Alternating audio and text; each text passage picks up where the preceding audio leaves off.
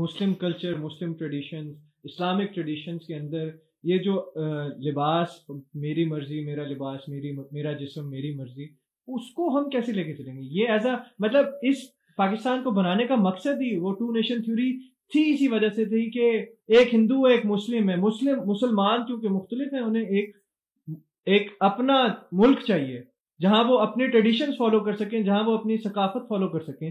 اب وہ یہاں ایسا نہیں ہو رہا. نہیں کیا نا، دیکھیں جب تک سسٹم نہیں نہ بنتا تب تک آپ کسی کے لباس زبردستی نہ، جتنا مرضی زبردستی پہنا لیں اس کو، وہ اندر سے موقع ڈھونڈ رہا ہوگا. دیکھیں ماننا پڑے گا اس وقت یورپ جو ہے نا اس وقت ہمارا سردار ہے، ماننا پڑے گا.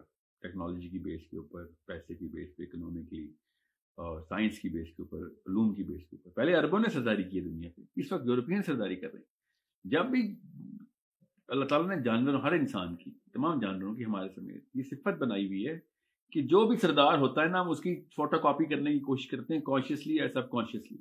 یہ اللہ تعالیٰ کا سسٹم ہے ہمارے لیے، یہ بہت بڑی نشانیوں میں سے ایک نشانی ہے.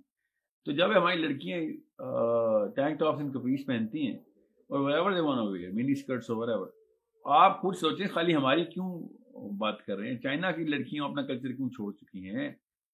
افریقہ کی لڑکیاں کیوں پہن رہی ہیں؟ وہ ہم سمجھتے ہیں کہ اسلام ہمارے اوپر آ گیا، ہمیں زیادہ پتہ ہے. اور اسلام لے کے کب آئے ہیں ہم ادھر؟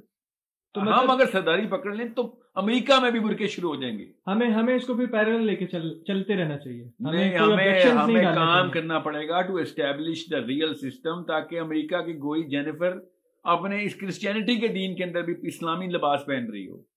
جو سردار ہوتا ہے سب اس کی فوٹو کاپی کرتے ہیں.